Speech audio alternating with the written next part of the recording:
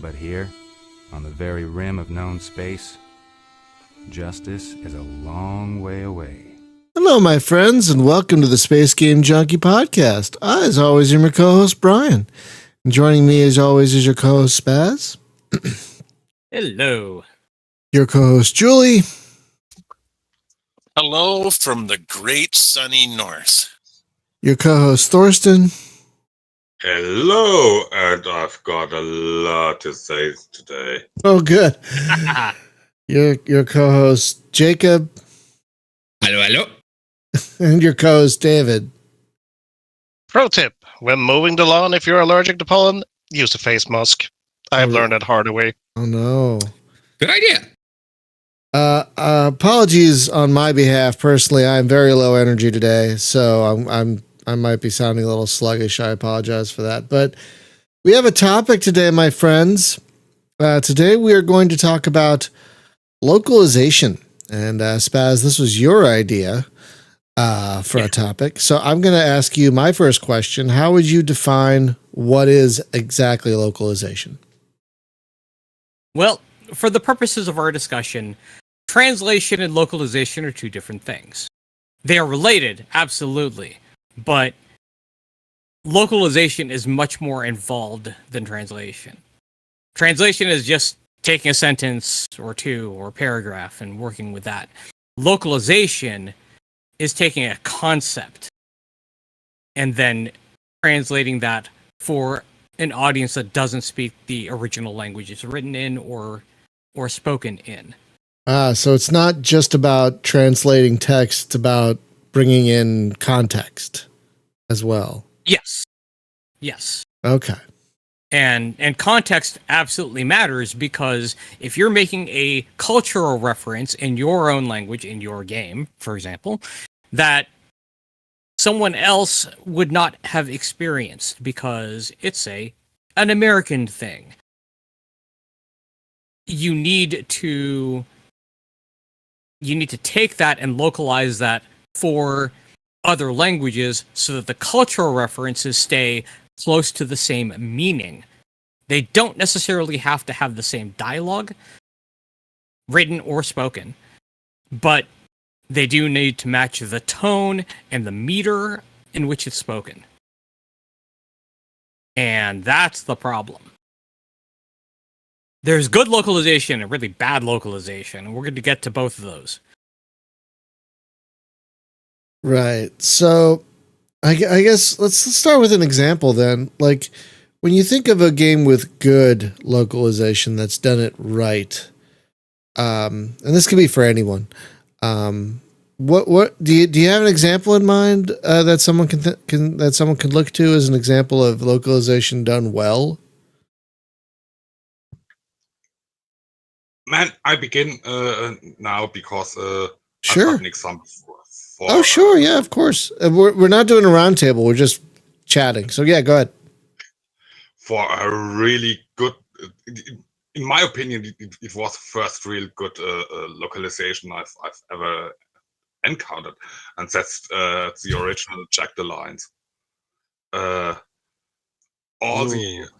the lines were professionally translated and brought into context, exactly what Spaz said, and that was probably the first one I've encountered, at least, that was really good translated in every regard. Huh. Even with all the different characters and everything, it was really still because those games have tons of very different characters. Exactly. That's the point in this whole thing. I think it was really the first time that I've encountered at least a translation and localization that was really in touch with the original. While previously and afterwards a lot, I've encountered lackluster ones, to put it mildly. And I'm sure that good localization for Jagged Alliance made you even more endeared toward the game because it shows that the folks behind it really gave a hooey. Of course, yeah. That's a good example. Jagged Alliance. Wow. Anybody else have some good ones in front of mind? For localization, do we have to stick to games? We don't necessarily have to stick No. to games. Not for this Right, I'll topic. save those for later. Go ahead. Sorry.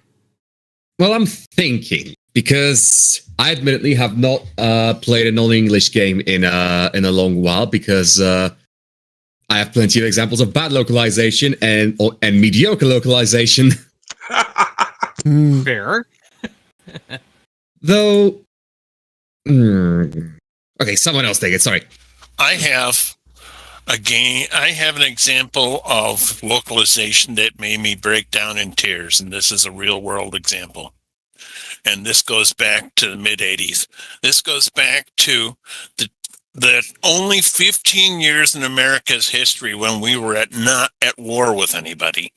What? And in America, there's only been 15 years when we haven't been at war with somebody. And Not actively at war. part of it, War. yeah, But part anyway, of it, and part of that 15 years was in the mid 80s. And Uncle Sam said, "Look, we're sending you to Korea." And when my tour was over, and they said, "No, we still need you here. You're going to stay." And back then, the mindset in Korea was that it's like with the older members of their society, it was, "We don't need you here. We don't want you here." And at the time, there was 100,000 people that marched through the streets of Daegu that said, "We want you to go home." And I got to the point where I was afraid to leave post, and they would say, "If you leave post, don't wear anything that identifies you as an American. Tell everybody you're Canadian."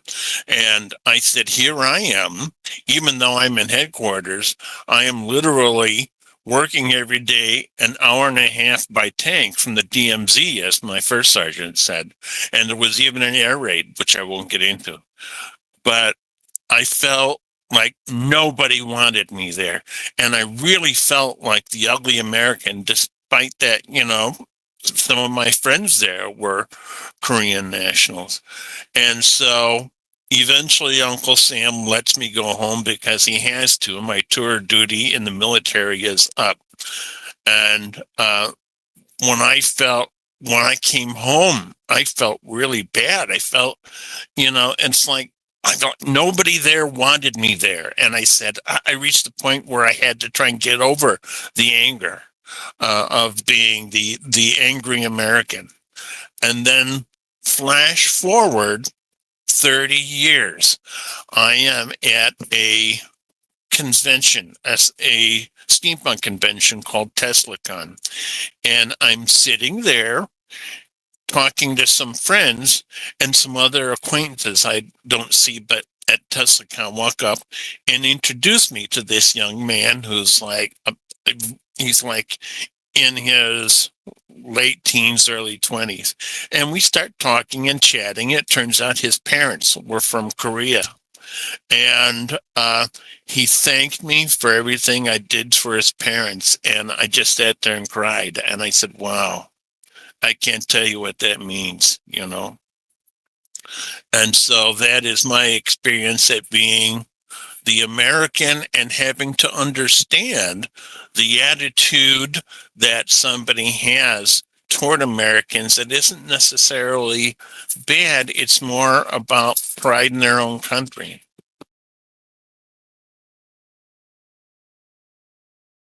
Okay. Yeah, that's fair. Fair. And one of the things that comes up with localization is this concept of, well, there's no reference, right? So you have to create a reference, and sometimes that ends up being a meme. And an example of this, a TV example of this, is the Darmok episode of TNG. The children of Tamar speak in what is effectively memes. But here's the thing that relates to localization. The part that relates to localization is that you can translate the dialogue, and you can understand that there are words there. But if you don't understand the context, you don't have localization. So anything that ends up being like a meme, a trope, you could name the trope, you could name the meme. If someone knows the context, they understand it in that shorthand. If they don't understand that context, the words are empty. Yes. This does often run into a big problem of using idioms or verbal shorthands or some kind of or references. I have seen books. I've actually read the books compared to each other, and here's the thing. A lot of times, what happens is things end up working out good enough, but it still feels off unless you put in a lot of effort into the actual localization. Yeah, it takes work. It Yes. takes a lot of work. I'm mostly saying that because that's what I'm trying to get into as a job. And I'm currently researching that for university, which is fun. Is it really? Yeah. I worked on localization for one game, and I don't think I'd want to do that again. Yeah, I don't blame you. There's a lot of interesting stuff. So since you're taking it like at a college level, like besides just translating text, what else goes into? Is there a lot of research that you need to do? Yeah, there is a lot of research and there's a lot of understanding, honestly, both the languages you're working off of. Because a lot of the times, you can know the other language well, but your own language struggles to have an equivalent that isn't either obscure or just difficult to come up with. It's hard to bring up examples because I can't use non-English here. But how do I say this? Yeah. Yes, and it also gets even worse when, for example, you have a setting or you have a book that's making up its own stuff, that is making up like its own, not necessarily language, but like terms and terminology, and you have to figure out how to localize those without it sounding dumb.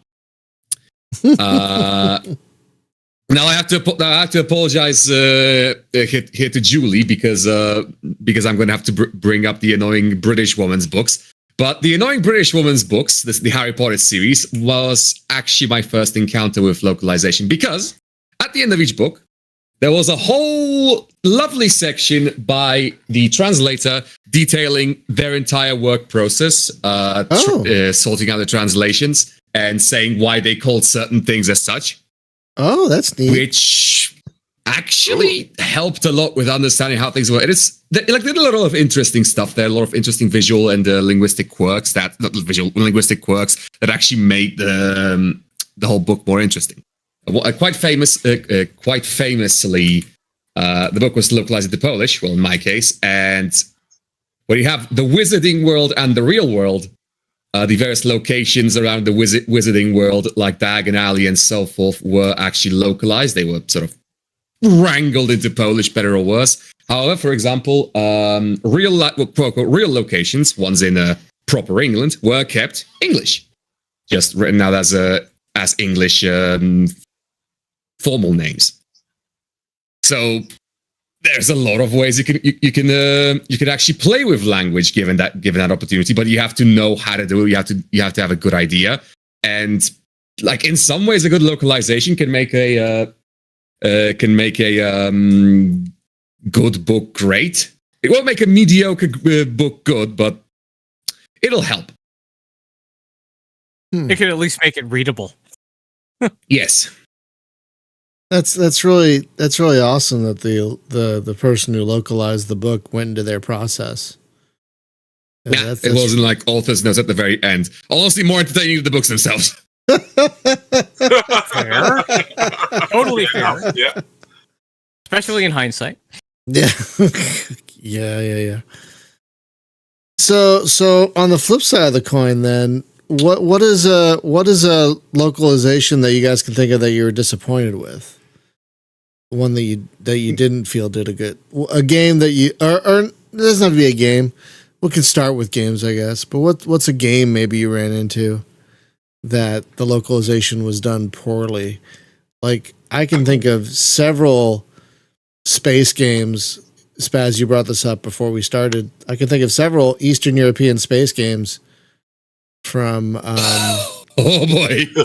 from the mid 2000s that when ported over to English weren't exactly, they were a bit head scratchy in their translation. It didn't help that they got voice actors to bring along with them that were just like phoning it in. That didn't help either. Yeah. Actually, mild interjection. That is what I feel like ruins the vast majority of localizations. Like the overwhelming majority. There's voice it's acting? bad voice acting. Yes. Yeah, I'll be honest, bad localization. I like struggle to name examples of games with bad voice acting, with bad Polish does, for example. Hundreds, thousands. Yes. I can name like 3 that don't have bad VA work. Like it's the God of War series, The Witcher, because obviously, and I think that's it. That's the only ones I've experienced. The other ones are mediocre at best. So wait, do you run into a lot of games that they'll get Polish voice actors and the voice acting in Polish is not very good? Is that what It's mediocre, yes. I'm not even going to get to like provably worse than the original because it usually is. Like it overwhelmingly most of the time it's just provably worse than the original. But a lot of the times it's just completely awful because the voice actors are clearly massively overworked, don't know what a video game is, and are doing it in the middle of like the 3 different soap operas that we're on. Because by the way, yes, we're suffering from the Japan problem where we have like 6 or 7 voice actors in total in the entire country. Oh, gee. Yeah, it's German. It's a similar problem, but it's gotten much better over the past 20 years. Oh yes, it's absolutely gotten better since this is the year 2000. Same here. First of all, people realize that video games are a thing. CD Projekt Red are a big name. Yes.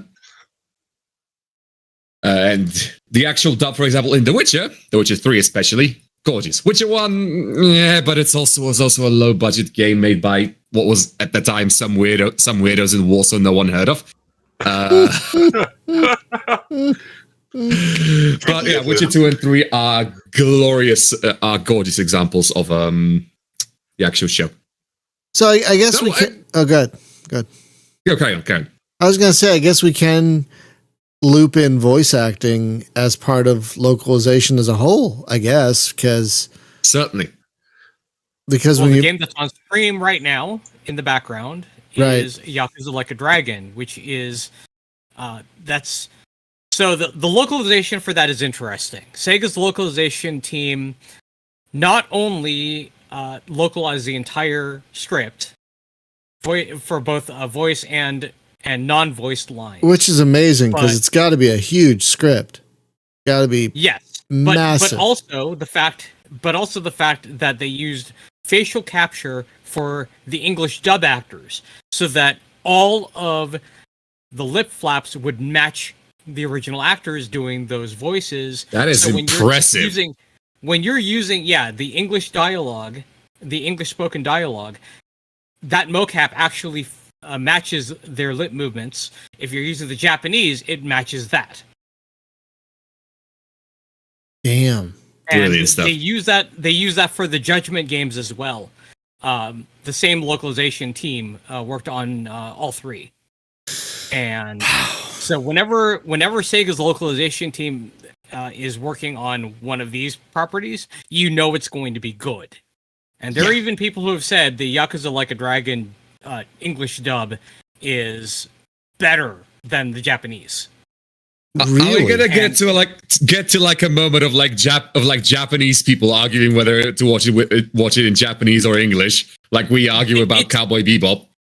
Exactly. Yeah, Cowboy Bebop's a good example where the original Japanese dub is not as good as the English dub. They didn't get Steve Bloom, the man himself, as the protagonist, but Well, there is that. Oh, it also does help that Cowboy Bebop is a horribly American story, at least aesthetically. Oh yeah. Which is something I would actually like to get into. The one thing with localizing is a lot of the times you have to replicate cultural concepts that just don't exist. For example, quite often, like the thing about English is a lot of people speak English, so a lot of different accents of English showed up, from Japanese to Russian to Portuguese or whatever. Most languages don't have large enough speaking groups to know what an accent like that would sound like. So you kind of run into these weird things. For example, I remember it was quite prominent with the game Overwatch because it primarily differentiates its characters via national stereotypes. Kind of what? Floundered. I'm exaggerating for comedic effect, but not that much. It kind of floundered with the Polish dub, and I remember watching the trailers and being disappointed because you had all these fancy characters with fancy accents and weird words, and they just all sort of spoke the same. But there are technically ways around that. You just have to be very clever about them. This is a weird example because it's not technically localization; it's essentially representing a real character. There's this delightful dark comedy film called Death of Stalin, which is about the death of Stalin. I heard that was really good. Wasn't that on Netflix? Wasn't that a Netflix joint, I think? I don't remember. But it was filmed in Britain by British crew, so they decided not to have everyone put on very fake Russian accents because that would make it very exhausting for both the authors and presumably the listeners. Did they do did they do the Hunt for Red October thing where they kind of started in Russian and then just flipped? No, they didn't. They didn't even try. They didn't even bother that. They just and that's the funny thing because one of the characters because one of the characters in that show in the film is of course a man Grigory Zhukov, at the time Marshal of the Soviet Union, yada yada yada, and quite notoriously the man was quite notorious as a person for sounding unprofessional and farmer-like. He was from the Southern Union from a farm, and generally every time he spoke, people respected him for his accomplishments, not for the way he spoke. So they gave him the most Northern Yorkshire accent they possibly could. By the way, actor for Zhukov, brilliant. Oh, it is the movie I was thinking of. Armando Iannucci did it. Yeah. That's right. Yeah, yes, I've been wanting to see this one. I've been wanting to see Jason Isaacs as Zhukov, absolute legend. Does not look like Zhukov at all, but in terms of performance, impeccable. That actually reminds me of a different localization thing that comes up primarily with anime because when it's coming over from Japan, especially, there is this tendency. And I'll have to explain why the tendency exists.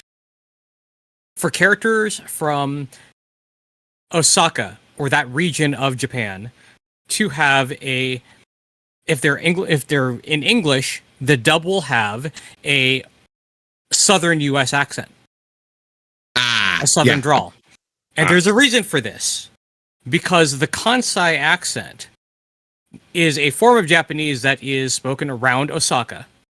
And that is considered a laid-back type of Japanese dialect. So it's very informal, very drawly. Yeah, and it has a lot of slang that is not used in more formal Japanese as you would speak around Tokyo. So when it's localized to English, the closest equivalent that can localize it to make the person sound different, to make them sound like they are evoke the same feelings and ideas about the exactly, is a Southern U.S. accent, so a Southern drawl gets used a lot for specifically for characters from Osaka. The Kansai accent. That reminds me of a German Western parody where they used Bavarian dialects for Irish. Bavarian dialects for southern states Americans. I even learned that in yeah. school. I even learned that in school when I was in Wait a Munich. minute, what? Let's be honest. Let's be honest here. Bavarians like guns, mildly to moderately inbred. Don't Very talk. informal dialogue. Continue to talk. Yeah. No, I know what you're aiming to. yeah. No. Yeah. No argument here. I grew up in Munich. I learned Irish growing up. So Yes. yeah, it's absolutely true.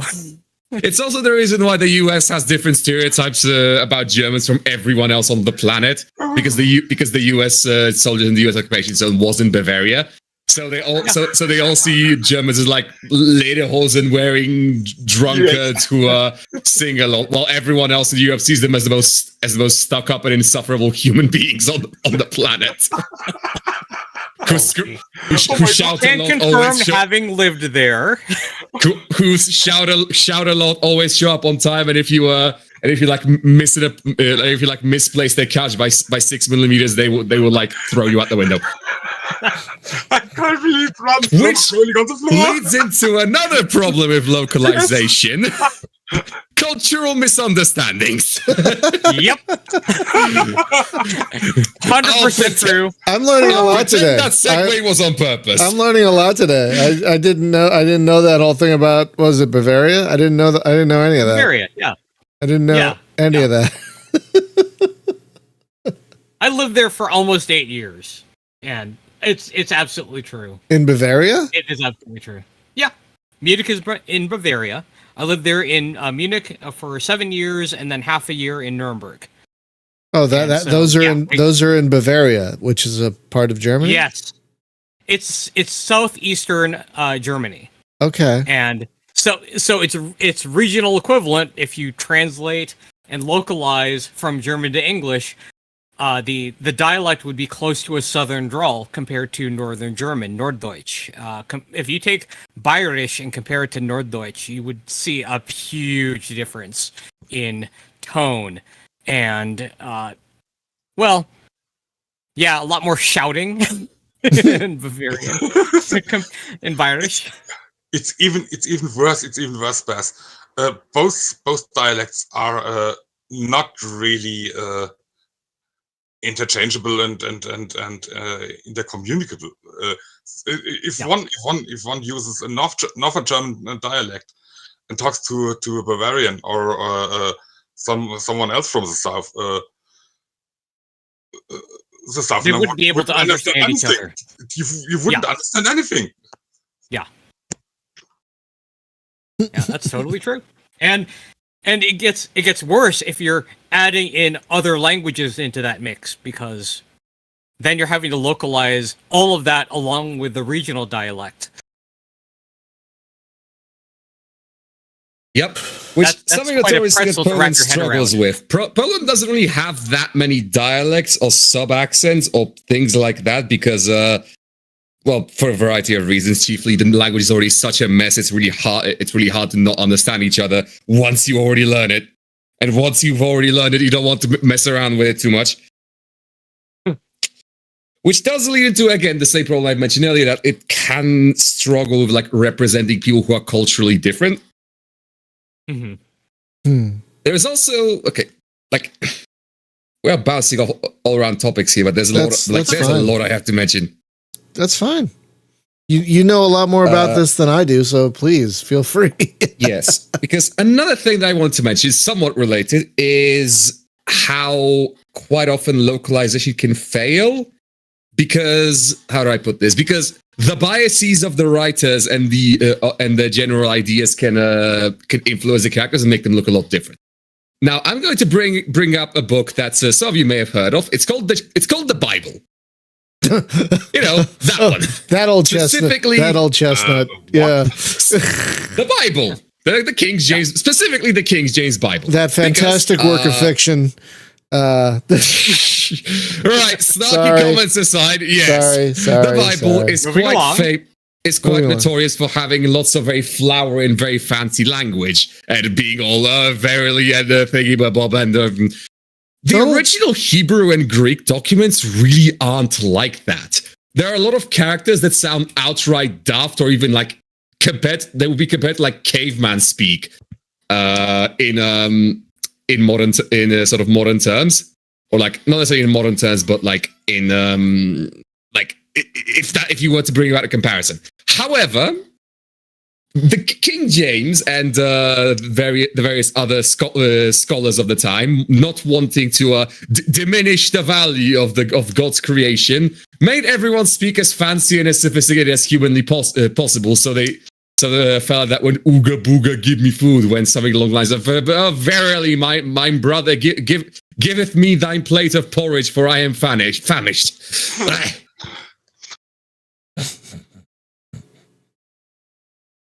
Yeah. Now, Good. yes, carry on. No, I was gonna say I remember there being a lot of controversy about the King James Bible as taking lots of license with the original text. It's a whole thing, dare I say. Yeah, indeed. What I have had to deal with in Julie, we can barely hear you. how about this? There you go. Better. There we go. Okay. What I've had to deal with in writing a book here, well, actually several, but the one I'm finishing up now is my teacher is from the United Arab Emirates. And I don't know if she still is, but for a while was an international bestseller on Amazon. And so when I write this book, I write it from the standpoint, obviously, of an American. And she is not only concerned with like understanding between generations born after the year 2000 as opposed to me that was born back when dinosaurs roamed the earth, and there was no such thing as an internet. But, you know, she is really concerned about a lot of the things for example, one of my favorite artists as far as musicians is Duke Ellington and Count Basie, and we discussed one of Spaz's Buddhist jokes. I'm Buddhist and Christian, and she was afraid, you know, international audiences would have no idea who Duke Ellington was and wouldn't understand the point of the chapter. And so I wrote it in to the book where the protagonist sidekick grabs him by the collar and says, don't ever use the words who is and Duke Ellington in my presence again. And so I've had to deal with the kind of things that Jacob said earlier, where she says you're really going to need to put a glossary at the end of your book, and not just for international audiences, but for generational. You know, she'd say, you know, somebody born after the year 2000 might not know who Johnny Cash is, you know, or expressions that I will use because they were common. For example, talking about cultural misunderstandings, I knew somebody this was back in the 70s, and there was this expression called "that's not my bag," right? And it was kind of a carryover from the late 60s. And so this person in one of my German classes started walking around Germany telling people, "Das ist nicht meine Tüte." And I said, well, okay. And the German teacher said, well, that's kind of like the equivalent of "that's not my paper bag," and nobody knew what the hell he was talking about.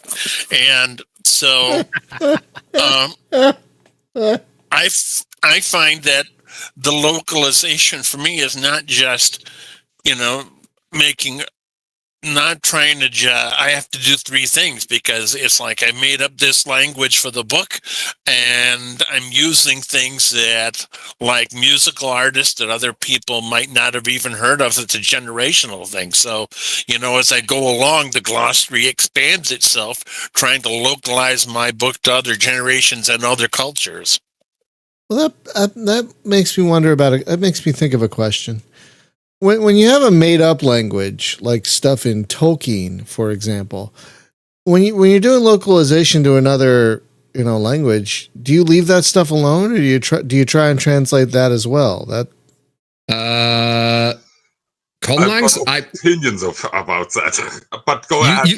You have opinions. I have actually read Tolkien in Polish, so the actual localizers on Tolkien decided you're keeping the languages as is, with potentially footnotes on what the words mean for like Quenya and Silks. Footnotes would be the way to go with that. Yeah. For because again, this is a conlang. The original readers in English also wouldn't know what it means. So not translating it doesn't change anything because it's a conlang. You made it up. This is written in Elvish. This is written in Elvish. We don't have to translate it because we can put it in a footnote. Correct. Though quite famously, Lord of the Rings is quite the endeavor when it comes to localization because it contains, several poems, multiple songs, yes. Mm-hmm. A ton of fancy language because it was written by a literature major and a nerd. Localizing Lord of the Rings is like as much effort as writing it in some aspects. You're basically redoing a book with the same story and the story beats as Lord of the Rings.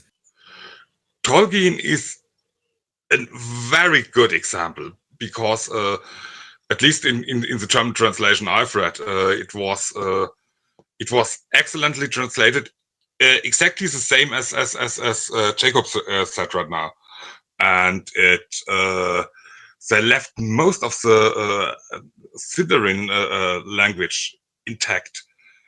Another example I want to bring up is Frank Herbert's Dune, where they kept most of the originally Arabic terms from the book in the same language. So it's not the German translation uses the same terms as the original, and that makes it much easier to communicate with people from other nations in that regard. And I wished every translator would do that.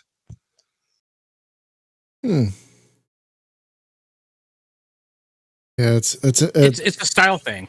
It's a style thing for sure because it depends on the original work that's being translated and then localized, and also how well those references, if there are any, are going to play in that other language. Yeah, exactly. We talked about this on the show that inspired this topic, Working Designs, how they would take a localization and in some cases they'd have to rewrite parts of the script in order to make it fit within the confines of the dialogue boxes. But they managed it, and everything that Working Designs put out ended up being really good in terms of localized into English. Another good example is Racketeer, which came out in 2010 by... it was an earlier made game, but then was localized in 2010 by Carpe Fulgur. And because of its localization being as good as it was, it spawned many, many memes. Wait, which game is this? Racketeer. I'll link it. I got it. I don't know if I know that. Oh, you got it, David? Racketeer and Item Shop's Tale. Yes, there it is. Oh, is that how you say that word? Yeah. So even that is itself a fun story about that. The main character is a girl named Rosette, who is joined by a fairy named Tyr. However, the title is pronounced racketeer, as in racketeer, considering you are running a shop and doing what you can to make as much money as you can. The whole title is itself a pun. Which is best of luck. God, But it works. I own this game and I've never played it. It's a really fun game, and it is the game that spawned the meme "Capitalism Ho." I don't know if I know that meme. Oh, that one. Yes, that's the one. That's the one. Yeah, the English localization is so good in this game. I need to go back to that game. Got great reviews. Oh yeah, overwhelmingly positive. Yeah, I never played that one. But Okay, quick story. Julie's comment from earlier brought up a story from my childhood I want to bring up here because Torsten's going to find it hilarious. So there was a family we knew when we were living in Munich, and they went out to a German restaurant for dinner. And the wife didn't really speak that much German. She learned a little bit, but not quite enough. So she was asking for what we would call in English a doggy bag. And so the concept of a doggy bag, you for those who don't know, it's a bag of bones and scraps leftovers for to give to a dog. Except what she asked for, she thought tote, as in tote bag. She thought that was the word to use. So she asked for a Hund. A body bag. No, a dead dog. Oh god. oh my I god. was wondering where that was going. I did not see that one coming. I did not see that coming either. I knew where that was going. I did not know where that was. Yes. Closer equivalent might be Hundtasche, as in dog bag. But yeah, she asked for a Hund tot. Dead dog dead. Literally. So I've got to say that's so easy, so easy to confuse. Yeah. I mean, mostly. Yeah, Jose, exactly. No, it's so easy to confuse in that regard, and it's an easy mistake to make. I think it's just funny. Yeah. Gladly, mostly today, most Germans who have at least a grasp of English can understand what's going on there, and will politely ask what's going on. Yeah, this was in the mid '80s though, so Yeah. it's a little more This understandable. time it was different. Yes. I guess it was a bit embarrassing. Yeah. They had no idea what she was asking for. Wow. One of the cultural differences, things that I wanted to mention, is trying to resolve the two. Sometimes they can't be resolved. And here's an example. There's a small part of my book, if you've ever heard of the movie Heaven Can Wait, there's a small part that's like that. But also Satan is involved as well as angels. And so I try and resolve the differences between what would angels and Satan be like between my beta readers who are Christian and American and my beta readers who are Muslim and from the United Arab Emirates. And the two are just diametrically opposed between, heaven, hell, angels, and jinn. And so it ends up being trying to create something that's halfway down the middle. And so Satan becomes a corporate executive that looks a lot like George Burns and dresses in a pinstripe suit and goes by the fact that he's a corporate chairman, because it was impossible for me to fix it so that both cultures would feel comfortable. So I've had to create a middle ground. Which was, in my opinion, a good way to do it, actually. And I still to this day, I get my Christian beta readers will say, well, angels wouldn't do this. And I said, this is why I've made it different. And this is why one of the characters that starts out angel end up becoming human to get rid of that problem and in trying to write this book. And so, I originally was just going to write it for American audiences, but my teacher who's been one of the international bestsellers in Amazon, and who's also my publicist and works with my editor, has, other things in mind. So I said, okay, well, let's change it so everybody can relate. Interesting. Well, yeah, if you're going to localize something that way, then using a corporate structure as an analog works fairly well, because it works well in sci-fi as well as in more modern settings.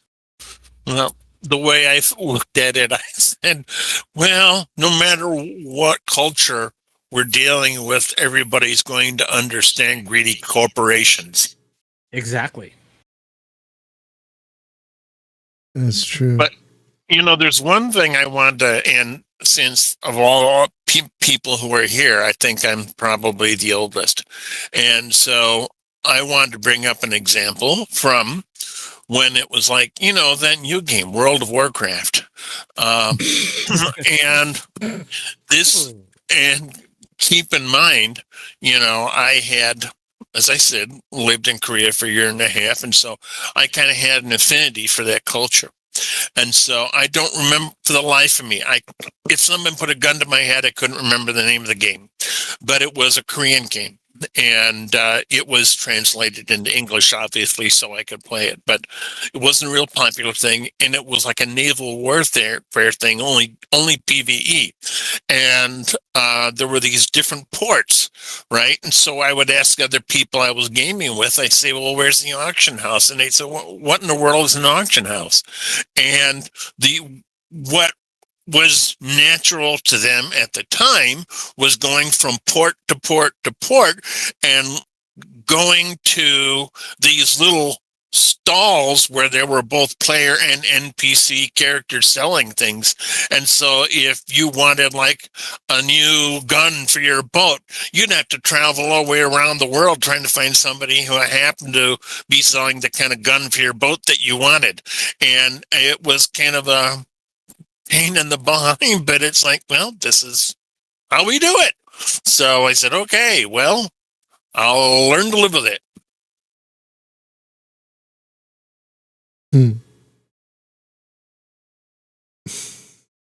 I feel like you were going to ask a question earlier, Brian. Was I? I don't remember now.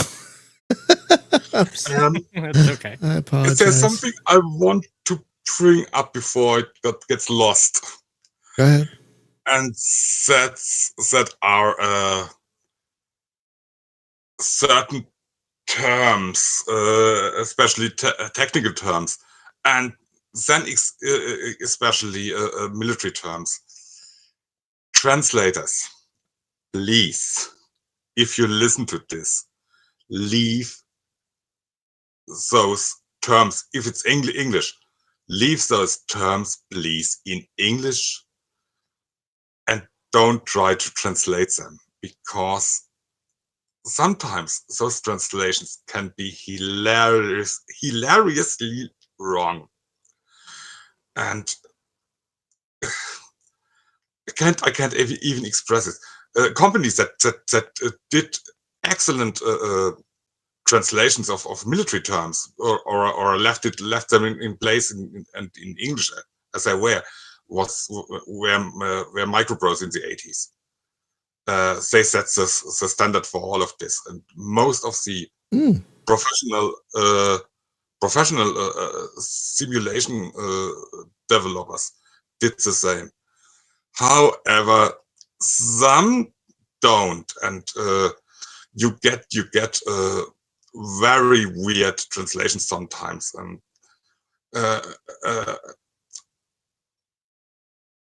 Like the Sparrow missile gets is suddenly a completely different bird.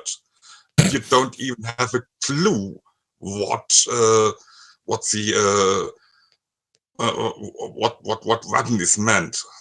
Same for the Sidewinder missile, for example, or the Maverick. I can remember an example where the Maverick missile was translated. I translated back now into a Wild Rider missile. What? Yes, I didn't know what was meant until I played the game and I understood it. It's one thing if they're using a facsimile, not named, like calling an AK-47 a PK-47 or something like that, where they change it so that they're not possibly infringing on copyright. But if you're going to use a branded name, yes, then you might as well keep it as is for the sake of consistency with anyone outside of the country who knows what that is. I mean that works pretty good for many games. To be honest, if you look at it, especially the example you've made currently, because it's so ubiquitous that you could really find it. Yes, you can recognize it. Yeah. If you're familiar with the term Maverick as a missile, and you see in a military game, oh, this is a Maverick, but right. Why is it called this instead? There's no reason for it. I think they might have gone overzealous in translation. Right. They need to translate all the terms. Yeah. Exactly. Yeah, even proper names, which is weird. So do we know, are there any resources that we know of for indie devs who maybe, like, if you're a solo dev and you know nothing about localization, do we know of any resources that they can use? That's a tough call. Yeah, because, like, what do you do if you're a solo dev and you have one language and it's easy enough to get something to translate your text, but what about localization? Like, what do you do then? Do you just understand that this is a solo dev and they can only do so much? It's basically what I told in the chat earlier to one of our devs, and in my opinion, instead of doing a bad translation and a bad localization, just leave it in English. Really? It depends on the game, though. That would be my advice. Yeah, it depends on the market that you want to translate for, and it also depends on who's doing your translation. For example, there are a lot of indie devs that will have volunteers do a script translation. If it's just a text, if there's no spoken dialogue to deal with, then you don't have to hire new voice actors or any voice actors for that matter. You're just translating the text. Then that's a little bit easier because you can have a native speaker doing that translation, and they might do that as on a smaller scale basis where you're not having to hire a pro. Because you shouldn't do any localization work for free, but you also should expect realistically that if someone is going to volunteer to help you, that you're not going to get the highest quality. So it's kind of a mix. There are some games where the translation is done as a mod, and then you apply the mod to the game to translate all of the text in game. Oh, that's a neat idea. I've seen that done. That's a I neat have idea. seen that done. Yeah. Oh yeah, I have seen some games where like they came out in one language and then they were never translated, so users like modded English in. Yeah. I have seen that. Yeah. Yes. Takes a lot of effort. Oh yeah, I can't imagine. Agreed. I can't imagine how much work that takes. You really got to love a game to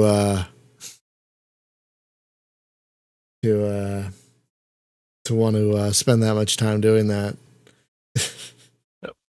How I've dealt with that kind of thing, at least in writing, is you pick people to help you out after you're done with the initial product to vary greatly in ages and cultures and countries entirely. So as a result, one of my beta readers is American and older than 70 years old. The editor is a very good millennial, and another editor, English is their first language, but they also speak fluent Arabic, and they live in the United Arab Emirates. And so it's like try and expand your friends from all over the world who can help you out. And granted, you won't have the best translation, but it's a start. Yeah, that's true. Well, we should start wrapping up. It's almost an hour, but we're going to wrap up with I don't know if it's an anecdote, but you guys had something to say about Mel Brooks? Yeah. Eh? Yeah. Yeah. So, David, you start us off. Yeah, I'll okay. Finish. Yeah, sure. So, when I watched Spaceballs here in Sweden, it was not called Spaceballs, which was kind of weird because it was called Springtime for Space instead. I'm directly translating it Wait a because we're minute. going to go for that reference. Yeah. Just roll with it, Brian. Okay. Yeah. So then I figured out that most of those Mel Brooks movies always began with Springtime for X or whatever. And I never made the connection because, I guess I'm too young to have seen the earliest Mel Brooks movies. So I was talking with Spaz and Luke here some week ago here, and I think Spaz cracked the code. So take me away, Spaz. Yeah. So when we were having this discussion, we realized, well, okay, springtime. Why springtime? Springtime for this, springtime for Robin Hood, or springtime for space. And then Luke brought up the movie The Producers. Yeah, The Producers. Yeah. Also Mel Brooks. Yeah. Springtime for Hitler. And then I said Springtime for Hitler. The Producer is the Swedish title, is also Springtime for Hitler. And that's when they cracked the code. Springtime is the defining trait. So The Producers was called Springtime for Hitler in Sweden.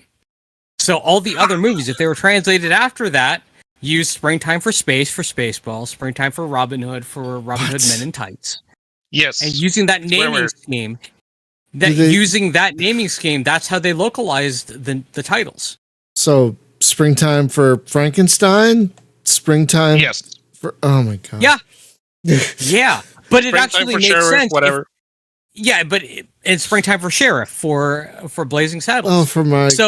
Using that, it's in the same franchise under Mel Brooks. Oh, the Mel Brooks cinematic universe. Sense. Yeah. But it makes sense if you. That's how I figured it out. Was okay. What's the connection here? Wow. It's The Producers. If The Producers was the one that they actually translated into Swedish first, and everything else after that uses the same naming scheme, makes perfect sense. It's like Darmok in reverse. Okay. Darmok in reverse. So now I want to know what happens to the song "Blazing Saddles." Well, that I couldn't tell you. I don't know if they translated that. Great song. Wait, David, you're gonna share the Swedish poster for. Yeah, that's the Swedish poster for Spaceballs over here. Oh. And I think if I were to translate the words at the top there, it's the reference to Spaceball 1 transforming into the maid with the vacuum cleaner because it goes to suck. Yeah. Yeah. You remember that scene, right? Of course. Of We do. course. So, yeah. Springtime for sheriff isn't quite the same It thing. doesn't really hit. It doesn't hold the same. Doesn't hit. No, but that's no. I don't mean, think it makes sense in the whole oeuvre, as you would. It makes sense to keep it, in the same. I would love it if there was an actual Mel Brooks cinematic universe. I would love that. Can you imagine the crossovers? It's probably contained within History of the World. I don't know. When someone says Blazing Saddles, the first thing I see is Cleavon Little, and he's in his Gucci saddle, and he's riding across the open plain, and there is Count Basie playing April in Paris. Oh, I God. said, Blazing Saddles. Such a great scene. Well, that's going to do it for this episode. Yes, Luke, good. Yes, Luke, that was indeed Tim Russ uttering the "We ain't found shit" line in Spaceballs. Yeah, it's totally Tim Russ. I love it. So, folks, that's going to do it for today. Next week on the show, we're going. You saw us stream Starshift Origins yesterday and a couple weeks ago. We had a lot of fun with it, so we invited the developer on to talk about this burgeoning series. Because that's just the first game in there are 3 games planned so far. Who knows how many more? So we're going to talk to them next week about the Starshift series, the Starshift cinematic universe. I'm just going to start adding cinematic universe to everything. And then tomorrow, I don't know what I'm going to play tomorrow because the game that I have slated, the game that's next on the list, I'm not going to say what it is. I'm not that excited about it right now. So I might play that. I might play something else. I don't know what's going to happen tomorrow. Maybe a plan B. Yeah, maybe I'll do a plan B. I don't know. All right, but that's going to do it for this episode, folks. Thank you, everyone in the chat. It was a great chat today. Thank you. Oh, my God. Crossover between Mel Brooks and Benny Hill. That's maybe, no, that'll never happen. Mel Brooks is so much smarter than Benny Hill. Let's be honest. Yeah. In terms of the humor, I don't know about the individuals, but in terms of the humor, yeah. So we'll see you next time, folks. Thanks for hanging out with us. Be safe. Take care of each other. Please get vaccinated if you haven't already. And thank you, as always, to our patrons. Sorry, I'm losing it here. Have a good one, y'all. Bye-bye.